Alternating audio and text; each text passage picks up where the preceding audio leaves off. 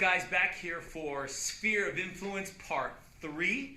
And we're going to jump into activating your sphere of influence. Or how about this? You've been in the business a long time and you're reactivating your sphere of influence. Man, I love talking about sphere of influence because this is the like me, love me's. These are the people who love me, who like me. I'd give them a high five walking down the street. They'd happily refer me business. Who are those people for you? Have you talked to them lately? Have you let them know that you're in the business? Okay, so activating and reactivating your sphere of influence. I have written down here, do not qualify the list. You analytics out there, paralysis through analysis. Man, are you going through this list and figuring out, well, who talked to me? Well, who wouldn't? Would they be interested? I'm not sure. Man, forget about that. Look, just pick up the phone and dial. Or how about this? Pop by, right? Like one of the great real estate trainers likes to say, do a pop by. But look, pick up the phone because the indirect methods of communication, the cookies, like we talked about on the last Sphere of Influence, video number 2, that's great stuff. That's sugary stuff. That's feel-good stuff. But that's not what really is relationally based. Now look, we're in the real estate business and we know that's based on relationships. Right, so to have a good relationship, I need to be in communication. Man, women, you know this. You're always telling the guys, express your feelings. Tell me what's going on in there. Talk to me, right? That's how we have to be with our clients. Are you talking to them? So look, don't qualify the list, whether they have money, if they're interested, what they're going to think. Just pick up the phone and dial. Second point I have written down, don't be reasonable. Just take action. Third point, you don't have to make this a sales call. Whoa, that's a big one, okay? Especially for you, a lot of you people who are new to the business. Look, this doesn't have to be a sales call. This is activating, look, or reactivating my sphere of influence. So just make it about your intense curiosity about them. Now, look, if this is relationship-based business, then start off the relationship warmly, right? Like you would a normal relationship with a guy courting a girl or vice versa or whatever your preference is. You want to start the relation off slower, right? And with warmth and with curiosity and interest in them and a servant's heart on how you can help them. Look, you don't have to call asking for business. Now, look, it'd be nice to ask for some business, and at some point you want to be asking for business, especially for your Tier 1 sphere of influence people who love referring you business. But to warm it up, and even if it's to let them know you're in the business, you don't have to ask for business. Look, you don't have to make this a sales call. But you do got to let them know you're in the business directly, or you do have to let them know that you're still in the business. They don't even know you're alive anymore. So look, don't judge the result.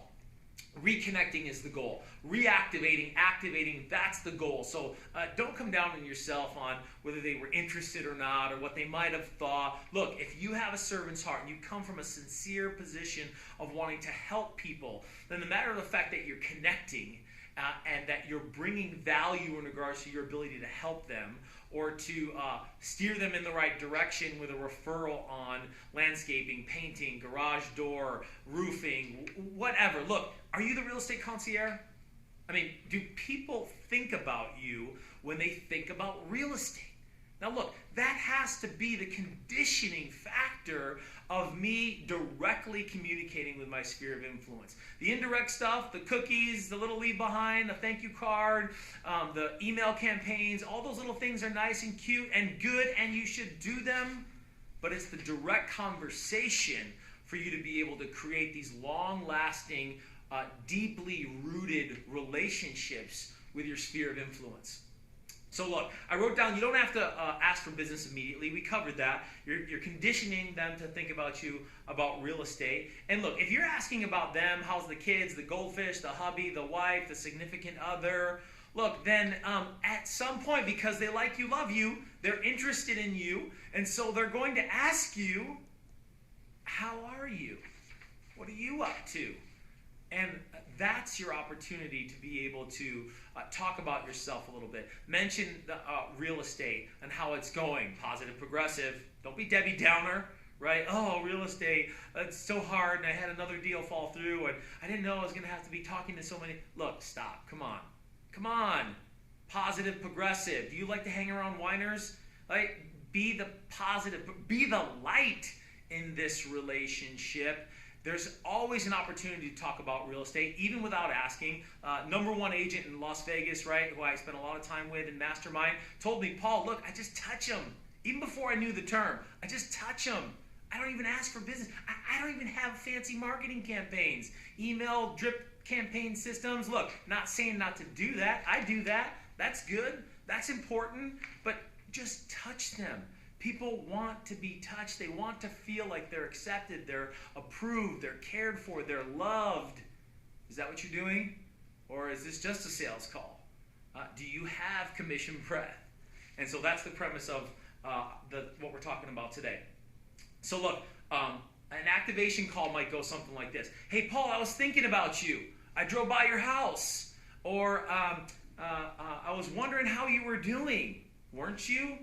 If you weren't, okay? So, look, they're not thinking about you. Hey, I love you guys, okay? But they're not thinking about, man, I have not talked to Paul in a long time. Or, geez, I wonder what Paul's up to. Like, they may have been thinking about you, like, but typically they're not going to be upset that you haven't called. So just pick up the phone and call. Do you feel comfortable about asking them for business? Look, here's the thing. Here's the bottom line with sphere of influence. If they like you and they love you, your ability to resource them, especially the tier one sphere of influence, the people who love referring you business, is not going to be a big deal. But look, don't get weird, okay? Because when they're weird, when you're weird, they get weird. You're both weird. Conversation's over, right? Come from a position of wanting to give, wanting to serve, have better conversations, and thus with your sphere of influence, you'll have the opportunity to farm long-term what should be your best farm, and maybe your only farm, for the business that should come to you naturally, that should come to you easily, that should come to you willingly. Man, that's a business worth owning long term. Are you being intentional about it? Are you time blocking for it? Are you thinking about these calls on your identity and who you are, coming to the call with sincerity and being genuine to serve? Where's your mindset with that? Go out there and have great conversations with your sphere of influence. Get excited about serving them, because this one group really can pay dividends time after time, year after year. You deserve it. Go get them, guys. This is exclusive.